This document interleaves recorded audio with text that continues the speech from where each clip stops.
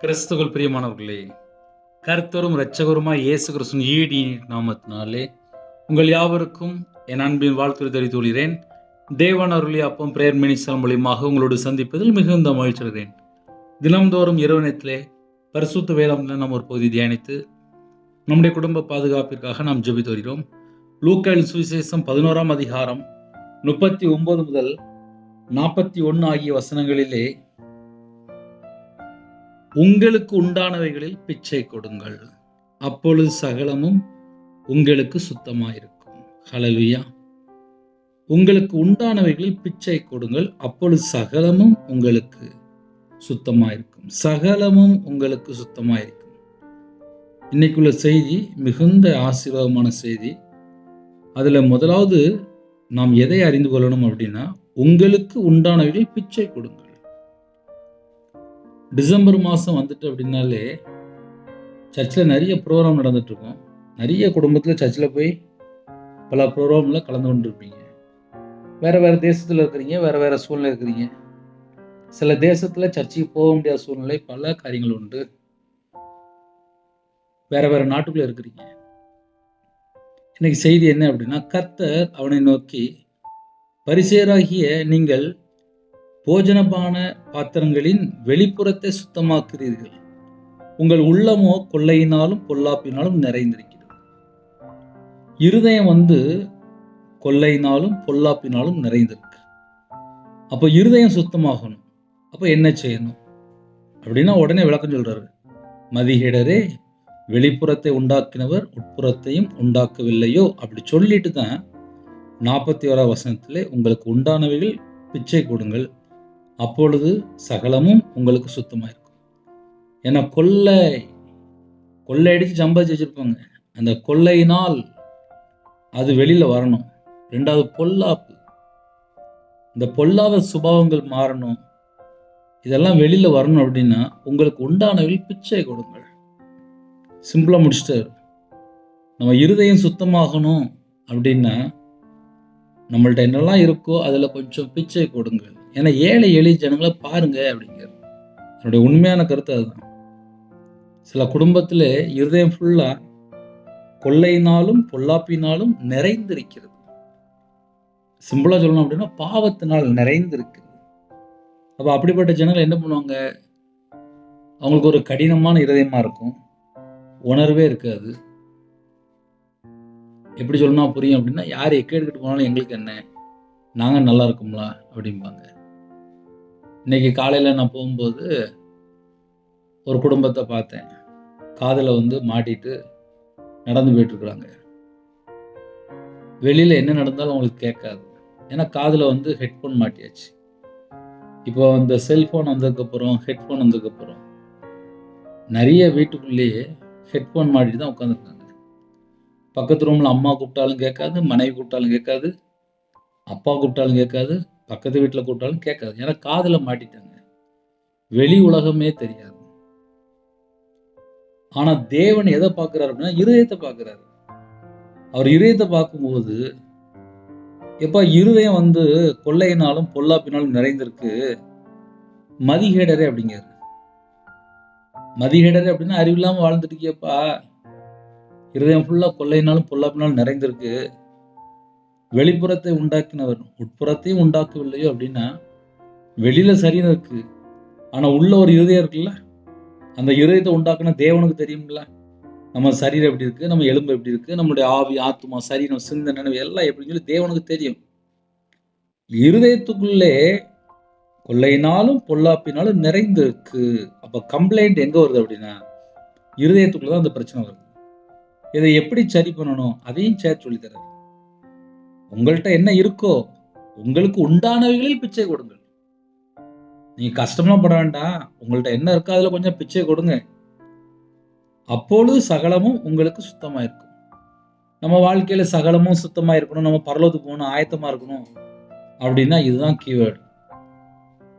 இன்னைக்கு தனக்கு தனக்கு தனக்கு தனக்கு சொத்து சேர்த்து வச்சுட்டே இருக்கிறாங்க. கோடி கணக்கில் சேர்த்து வைக்காங்க. என்ன சேர்ப்புறான்னு தெரியல. இன்னைக்கு ராத்திரி கர்த்தருடைய வருகை பரலோகத்துக்கு போய் சேர வேண்டாமா? அதனால ஏழை எளிய ஜனங்கள் நாட்டுக்குள்ள நிறைய பேர் இருக்கிறாங்க, தேசத்துக்குள்ள நிறைய இருக்கிறாங்க, கிராமத்துல நிறைய பேர் இருக்கிறாங்க. தெருவாரத்தில் நிறைய பேர் இருக்கிறாங்க. பிச்சை கொடுங்கள், அப்பொழுது சகலமும் உங்களுக்கு சுத்தமாக இருக்கு. இந்த செய்தியை கேட்டதுக்கப்புறம் கூட நான்லாம் போய் கொடுக்க மாட்டேன், நான் இன்னும் சேர்த்து வைக்கணும் அப்படின்னா இருதயம் எப்படி இருக்கும் அப்படின்னா கொள்ளைனாலும் பொல்லாப்பினாலும் நிறைந்திருக்குமா. ஐயா பிச்சை கொடுத்தா என்ன ஆகும்? இருதயம் ஃபுல்லாக சுத்தமாகும். எப்படி அப்படின்னா, நம்ம தர்மம் கொடுக்கும்போது தான், பிச்சை கொடுக்கும்போது தான் அவங்க எவ்வளோ கஷ்டப்படுறாங்க, தேவன் நம்மளை எவ்வளோ நல்லா வச்சிருக்காரு, அப்போதான் நம்ம தேவனை நினைச்சு பார்ப்போம். இதெல்லாம் ஏன் செய்யணும் அப்படின்னா, நம்ம அடுத்த ஜனங்களை போய் எட்டி பார்க்கும்போது தான் தேவன் என்னை எப்படி உயிரோட வச்சிருக்காரு. இன்னைக்கு நான் குடும்பமா இருக்கேன் அப்படின்னா தேவன் என் குடும்பத்தை எப்படி வச்சிருக்காரு அதை முதல்ல பார்க்கணும். அப்போ மற்ற ஜனங்களை போய் சந்திக்கும் போதுதான் நம்ம வாழ்க்கை சகலமும் சுத்தமா இருக்குமா. சகலமும் சுத்தமாகும் அப்படின்னா அதுக்கு கீவேர்டு தான். பைபிள்லே ஒரு முக்கியமான வசனம், என் இருதயம் எல்லா பகுதியிலையும் சுத்தமாக இருக்கணும் அப்படின்னா, ஒருவேளை இது வரைக்கும் என்னோட வாழ்க்கையிலே ஒரு பொல்லாப்பு, ஒரு கொள்ளை இதெல்லாம் இருதயத்துல இருக்கு, அப்ப நான் என்ன செய்யணும் அப்படின்னா, உங்களுக்கு உண்டானவில் போய் பிச்சை கொடுங்கப்பா அப்படி சொல்லி முடிச்சிட்டாரு. அப்படி நீங்க செஞ்சா சகலமும் சுத்தமா இருக்குமா. இதுதான் இன்னைக்கு முக்கியமான செய்தி. அதனால இந்த டிசம்பர் மாசத்துல கிறிஸ்துவோட பிறப்பை யாரெல்லாம் கர்த்தருடைய கிருபையினாலே கொண்டாடுறதுக்கு நமக்கு ஜீவன் தந்திருக்காரோ, நம்ம எல்லாரும் என்ன செய்யணும் அப்படின்னா, உண்டானவங்களை விற்று பிச்சை கொடுங்க. உங்கள்ட்ட என்னதான் இருக்கோ அதுல கொஞ்சம் கொடுங்க அப்படின்ட்டு. அதனால இரவணத்துல நம்ம ரொம்ப நார்மலா சாதாரணமா யோசித்து பார்த்தா இருதயம் எப்படி இருக்கும் அப்படின்னா, கொள்ளையினாலும் பொல்லாப்பினாலும் நிறைந்திருக்கும். காரணம் என்ன அப்படின்னா, ஒரு 10 வருஷம் முன்னாடி 20 வருஷம் முன்னாடி ரொம்ப கஷ்டப்பட்டிருப்பாங்க, சொந்தக்காரங்க எல்லாருமே ஒதுக்கி இருப்பாங்க. அதனால முடிவு பண்ணியிருப்பாங்க, பணம் இருந்தால் தான் சொந்தக்காரங்களாம் மதிப்பாங்க அப்படின்ட்டு நகை, பணம், வீடு இதை மட்டுமே மைண்டில் வச்சுருப்பாங்க. இருதயம் ஃபுல்லாக பணம் சம்பாதிக்கணும், பணம் சம்பாதிக்கணும், பணம் சம்பாதிக்கணும். பொய்யா பேசலாம், தப்பு இல்லை, ஏமாத்துறமா பரவாயில்ல, கொள்ளையடிக்கணுமா பரவாயில்ல, அப்படி போயிடுவாங்க. இப்போ சொத்து இருக்கும் ஆனால் நிம்மதி இருக்காது. ஏன்னா ஏசு கூட இருக்க மாட்டார். ஏன்னா கொள்ளையினாலும் பொல்லாப்பினாலும் நிறைந்திருக்கும்போது அந்த இடத்துல ஏசு இருக்க மாட்டார். மதிகேடரே அப்படின்னு சொல்லி கூப்பிடுறாரு. உன் இருதயம் எப்படி இருக்குப்பா, நீ இன்னும் ரெடி ஆகலை, சகலமும் சுத்தமாக தான் நான் உன் இருதயத்துல வாசம் பண்ண முடியும். உன் இருதயத்துல வந்து பொல்லாப்பினாலும் கொள்ளையினாலும், அதனால மோசமான ஒரு லெவல். இதுல இருந்து ஒரு மனுஷன் ரெடி ஆகணும் அப்படின்னா பிச்சை கொடு, சிம்பிளா முடிச்சிட்டார். இதை செய்தால் இருதயம் சுத்தமாகும். இறைவனுக்கு ஜெபிப்போமா, கண்களை மூடி நாம் ஜெபம் செய்வோம். எங்களை அதிகமாக நேசிக்கலாம் அன்பு அந்த பரிசுத்தமுள்ள நல்ல பிதாவே, நன்றி எடுத்து சொல்கிறோம்ப்பா. உங்களுக்கு உண்டானவர்கள் பிச்சை கொடுங்கள், அப்பொழுது சகலமும் சுத்தமாக இருக்கும். தேவனோட வார்த்தைக்கு நாங்கள் கீழ்ப்படிந்து எங்கள் இருதயத்தை சுத்திகரிக்கூடிய கிருபை தாங்கப்பா. ஏழை எளிய ஜனங்களை கண்ணோக்கி பார்க்க கதை கிருபை செய்யுங்க. இந்த நாள் முழுவதும் பாதுகாத்த கிருபைக்காக நன்றி. இந்த வருஷம் முழுவதும் பாதுகாத்த கிருபைக்காக நன்றி. நைட் நேரத்தில் பஸ்ஸில் போகிறாங்க, காரில் போகிறாங்க, ட்ரெயினில் போகிறாங்க, நைட் ஷிஃப்டில், போலீஸ் ஆஃபீஸர், ஆர்மியில், வாட்ச்மேன், செக்யூரிட்டி, பெட்ரோல் பங்க் வேலை பார்க்காங்க, நைட் நேரத்தில் வியாபாரம் பார்க்காங்க, நைட் நேரத்தில் பலவிதமான ஜனங்கள் டிரைவிங் லைனில் இருக்காங்க, நைட் நேரத்தில் ஐடி ஃபீல்டில் வாலிப பிள்ளைகள், வாலிப பையங்க ஆஃபீஸில் வேலை பார்க்காங்க, கம்பெனியில் வேலை பார்க்காங்க, நைட் ஷிஃப்டில் இருக்காங்க, டாக்டர், நர்ஸ், இன்னுமாக வேறு நாட்டுக்குள்ளே ஃபேக்ட்ரியில் வேலை பார்க்காங்க. எல்லாரையும் கர்த்தருடைய கரத்தில் அர்ப்பணிக்கிறோம். கர்த்தருடைய கரம் பிள்ளைகளோட கொடுக்கட்டும். எத்தனையோ பாவ காரியங்கள் தேசத்துக்குள்ளே இருக்குப்பா. எந்த ஒரு பாவத்திலையும் எந்த ஒரு பிள்ளைகளும் சிக்கி கொள்ளக்கூடாது. சரீரத்தில் பலவீனத்தோடு படுத்த படுக்கையில், ஹாஸ்பிட்டலில், அவசர சிகிச்சையில் எந்த நாட்டுக்குள்ளே இருக்காங்களோ அந்த ஜனங்களே கர்த்தர் கண்ணோக்கி பாருங்க. இணைந்துகிற குடும்பங்கள் இயேசு கிறிஸ்து நாமத்தினாலே ஆசீர்வதிக்கப்படட்டும். ஒவ்வொரு குடும்பத்தையும் கர்த்தர் வேலையடைங்க, தேவையில்லாத எந்த ஒரு பாவத்திலையும் போய் சிக்கிக்கொள்ளப்பா. ஒவ்வொரு குடும்பத்தையும் உங்களோட ரத்தத்தினாலே கழுவி சுத்திகரிங்க. உங்கள் பாதவில் அப்படிங்க பிதா குமாரன் பரிசுத்த நாமத்தினால் வேலை அடைங்கப்பா. இன்பமான தூக்கம் தாங்க, அவர்களுடைய காரியத்தை வெளிப்படுத்துங்க. வாலிப பிள்ளைகள் இணைந்திருக்காங்க, ஏற்ற துணையை தாங்க. பரிசுத்தமுள்ள ஓய்வு நாள் ஆலயத்து போக கிருபை செய்யுங்க.